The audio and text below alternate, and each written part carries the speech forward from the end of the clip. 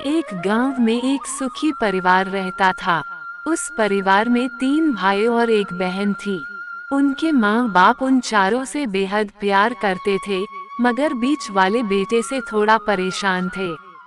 क्योंकि बड़ा बेटा पढ़ लिख कर डॉक्टर बन गया और छोटा बेटा भी पढ़ लिख कर इंजीनियर बन गया था, मगर उनके बीच वाला बेटा बिल्कुल गंवार और आवारा ही बनकर रह गया। अब उनके दोनों बेटे डॉक्टर और इंजीनियर ने शादी भी कर ली थी और कुछ महीनों के बाद ही उनकी बेटी की भी एक अच्छे घराने में शादी हो गई थी। मगर बीच वाला बेटा अभी भी कुंवारा ही था, क्योंकि वह बिल्कुल अनपढ़ था और कहीं पर मजदूरी का छोटा सा काम करता था। उसकी शादी के लिए कोई भी लड़की नहीं मिल रही थी।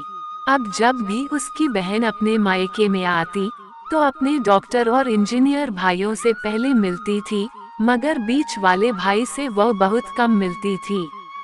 क्योंकि वह उसे ज्यादा पैसे नहीं दे पाता था, लेकिन फिर भी उसे बहुत प्यार करता था। अब उनके बेटे की शादी किए बिना ही उनके पिता की मृत्यु हो गई। माँ ने सोचा कहीं अब किसी के मुंह से बंटवारे की बात ना निकले, इसलिए अपने ही गांव की एक सीधी सादी लड़की से अपने गंवार बेटे की शादी करवा दी। शादी होते ही ना जाने क्या हुआ, अब उसका अनपढ़ बेटा पूरा मन लगाकर काम करने लगा। अब तो उसे कोई भी दोस्त बुलाने आता तो वो उसे यही कहता था कि भाई पहले तो मैं जैसे तैसे अकेला था, लेकिन अब मुझे अपनी पत्नी के लिए भी कमाना पड़ता है और कल को आने वाले बच्चों के लिए भी तो कुछ जोड़ना ही पड़ेगा। अब मैं तेरे साथ नहीं घूम सकता, ये कहकर उसका गंवार लड़का सीधा अपने काम पर निकल जाता था। उसके दोनों भाई डॉक्टर और इंजीनियर आपस में यह बात करते हैं कि हम दोनों तो उस गंवार से कहीं ज्यादा पैसे कमाते हैं, इसलिए हम सब घर और जमीन का बंटवारा कर लेते हैं और उस गंवार से अलग हो जाते हैं, क्योंकि अब वह हमारे बराबर कभी भी नहीं कमा सकता। उन दोनों भाइयों ने अपनी माँ के लाख मना करने के बावजूद भी बंटवारे की तारीख तय कर दी और उन्होंने अपनी बहन को भी बुला लिया और अपने गंवार भाई से भी कह दिया कि आज तुम अपने काम पर मत जाना, आज हम घर और जमीन का बंटवारा करेंगे। उस वक्त उसकी बहन भी आ जाती है। तभी उसका गंवार भाई कहता है कि तुम लोग बंटवारा कर लो, मुझे जो भी देना हो दे देना, मैं शाम को आकर अंगूठा लगा दूंगा। तभी उसकी बहन कहती है, अरे बेवकूफ, तू तो अनपढ़ ही रहेगा, बंटवारा आमने सामने बैठकर ही होता है। तभी उसके दोनों भाई भी बीच वाले गंवार भाई को उल्टा सीधा कहते हैं। तब उसकी माँ भी उसे कहती है कि बेटा आज तू काम पर मत जा, बंटवारा तेरे सामने ही होगा तो ही अच्छा है। कि तभी वकील भी आ जाता है और वकील कहता है कि आपका सारा हिस्सा मिलाकर 8 बीघा जमीन है और आपका घर है।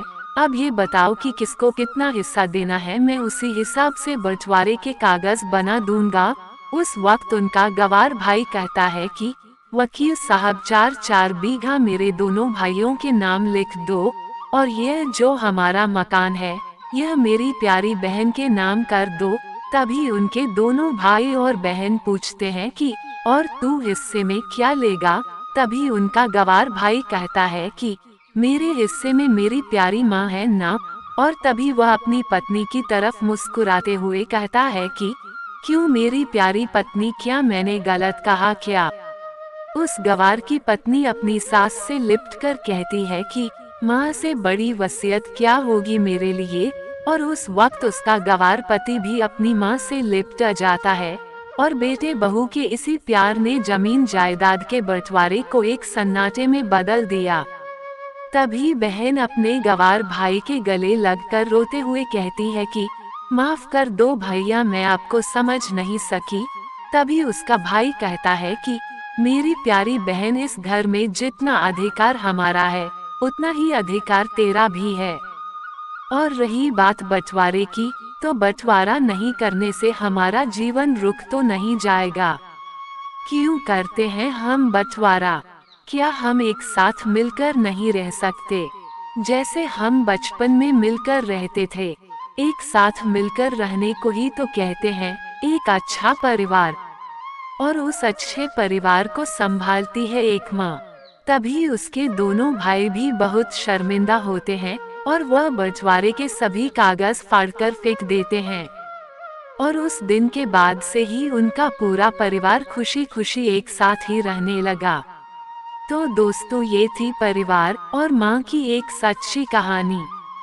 अगर आपको वीडियो अच्छी लगी हो तो प्लीज वीडियो को लाइक और शेयर जरूर करें। धन्यवाद।